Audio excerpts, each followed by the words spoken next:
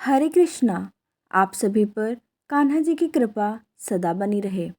अन्य एकादशी व्रतों की तरह सटतिला एकादशी भी भगवान विष्णु की पूजा करने और उस दिन उपवास रखने के लिए समर्पित है।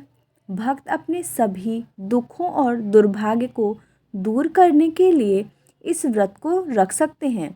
सटतिला एकादशी को माँ कृष्ण एकादशी और तिलदा एकादशी भी कहा जाता है और यह सट शब्द से बना हुआ है जिसका अर्थ होता है 6 और तिल का अर्थ है तिल के बीज। इस दिन तिल या तिल का उपयोग 6 अलग अलग तरीकों से किया जाता है। इस दिन तिलों का प्रयोग करना बहुत ही शुभ माना जाता है क्योंकि यह धार्मिक गुण और आध्यात्मिक शुद्धि दोनों ही प्रदान करता है।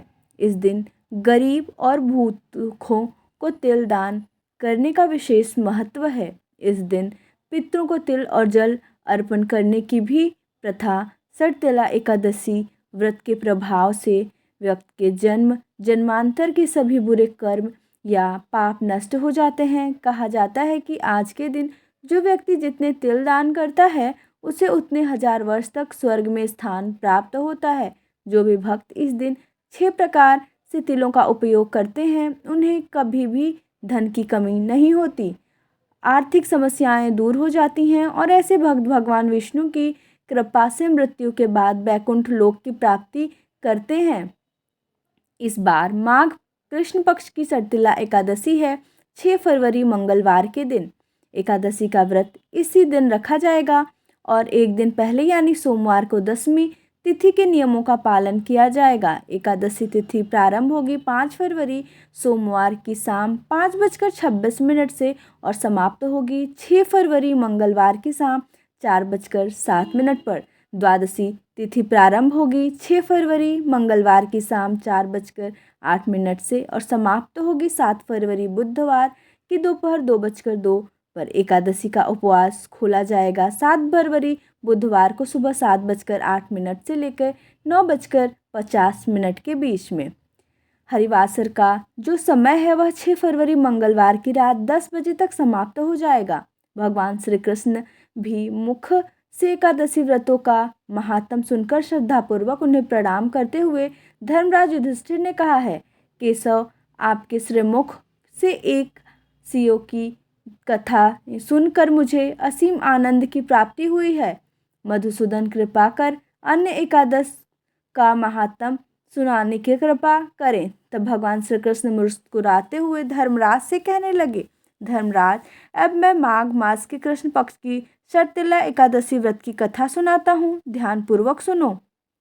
एक बार दाल ऋषि ने पुतल ऋषि से पूछा, ऋषि श्रेष्ठ मनुष्य मृत्यु लोक में ब्रह्म हत्या आदि महापाप करते हैं और दूसरों के धन की चोरी और दूसरों की उन्नति देखकर ईर्ष्या रखते हैं। ऐसे महान पाप भी मनुष्य क्रोध ईर्ष्या आवेग और मूर्खता वश करते हैं और बाद में शोक करते हैं, पछताते हैं कि हाय यह हमने क्या किया। हे महामुनि, ऐसे मनुष्यों को नरक से बचाने का क्या उपाय है?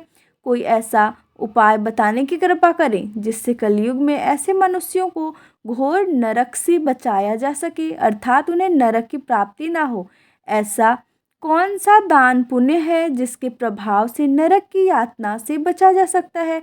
हे मुनिवर, कृपा कर इन सभी प्रश्नों के हल आप कृपा पूर्वक बताइए। तब दाल ऋषि की बात सुनकर पुतल ने से ऋषि कहने लगे, हे मुनि श्रेष्ठ, आपने मुझसे अत्यंत गण पूछा है, इससे संसार के मनुष्यों का भला होगा।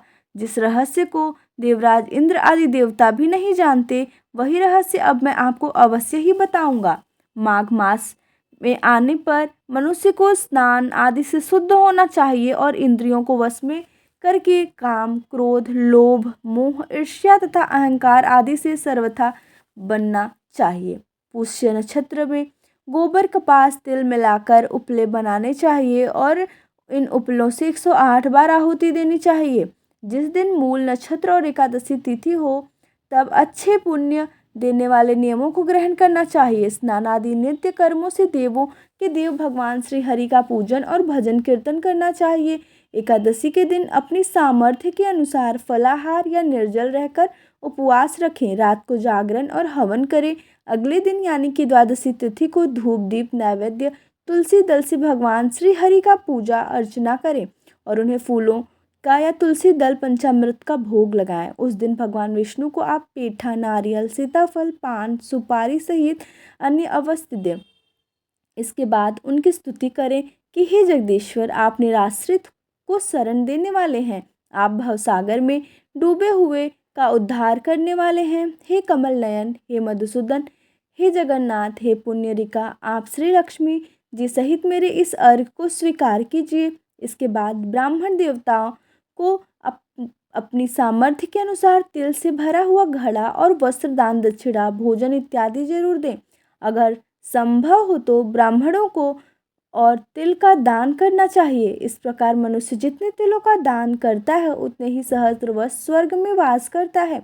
इस दिन तिलों का इन 3 प्रकार से प्रयोग अवश्य ही करना चाहिए। तिल से स्नान, तिल का उपतन, तिलों का एक तिल का हवन, तिल का भोजन और तिलों का दान। इस प्रकार 6 रूपों में तिलों का प्रयोग ही षटतिला कहलाती है।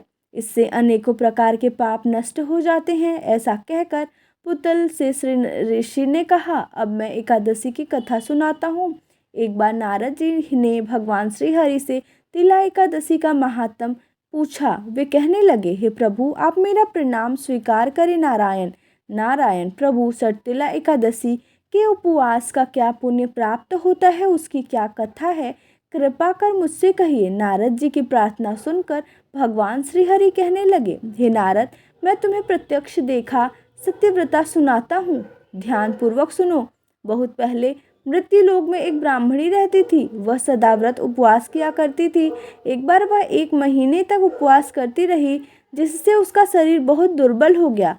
वह अत्यंत बुद्धिमान थी, फिर भी उसने कभी देवताओं और ब्राह्मणों के निमित्त अन्न आदि का दान नहीं किया। मैंने चिंतन किया कि इस ब्राह्मणी ने उपवास आदि से अपना शरीर तो पवित्र कर लिया और इसको वैकुंठ लोक भी प्राप्त हो जाएगा, किंतु इसने कभी अन्य दान नहीं किया है।